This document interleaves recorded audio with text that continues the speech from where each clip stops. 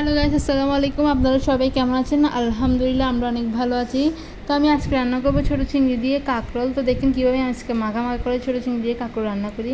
তো প্রথমে আমি চুলায় একটা হাঁড়ি বসা দিয়েছি। এবার হাঁড়িটা গরম হওয়ার সাথে সাথে পরিমাণ মতো তেল দিয়ে দিয়েছি। এবার পরিমাণ মতো তেল দেওয়ার পর তারপর দিয়ে দিব আমি এখানে পরিমাণ মতো পেঁয়াজ কুচি। তো দেখতেছেন আমি এখানে পরিমাণ মতো পেঁয়াজ কুচি দিয়ে দিয়েছি। দেওয়ার পর আমি একটু ভালো করে নেড়েছি, ভালোভাবে আমি পেঁয়াজগুলো একটু কষিয়ে নিব। তো দেখতেছি একটু ভালো করে নেড়েছি, ভালোভাবে পেঁয়াজগুলো একটু কষিয়ে নিয়েছি। এবার আমার ভালোভাবে হয়ে আসছে পেঁয়াজগুলো কষানো। এবার আমি চুলার আঁচটা মিডিয়াম করে রাখবো যাতে এগুলো পুড়ে না যায়। এবার আমি এখানে দিয়ে দেবো 1 টেবিল চামচ আদা বাটা, তারপর দিয়ে দেবো 1 টেবিল চামচ রসুন বাটা। তো 1 টেবিল চামচ আদা রসুন বাটা আমি এখানে দিয়ে দিলাম। দেওয়ার পর একটু ভালো করে পেঁয়াজের সাথে ভালো করে নেড়েছে, ভালোভাবে কিছুক্ষণ সময়ের জন্য আমি একটু কষে নিব।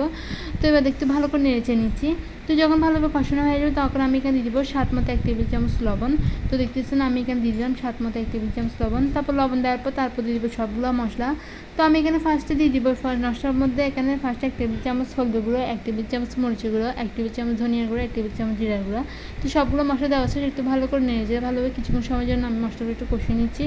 তো আমি এখানে সামান্য পরিমাণ পানি দিব যাতে মশলাগুলো পুড়ে যায় আর মশলার কারণে যাতে চলে যায়। তারপর আমি এখানে দিব ছোটো চিংড়িগুলো। তো এগুলো আমি আগে থেকে ধুয়ে পরিষ্কার করে নিচ্ছি। আমি সবগুলো ছোটো চিংড়ি দিয়ে দিচ্ছি। দেওয়ার পর মশলার সাথে ভালো করে নিয়েছে, ভালো করে একদম মিক্স করে নিচ্ছি। তো দেখতেছেন এবার আবার কিছুক্ষণ সময় জন্য আমি একটু কষিয়ে নিব। তো যখন এগুলো ভালোভাবে কষানো হয়ে আসবে তখন আমি এখানে দিয়ে দেবো কাঁকড়গুলো।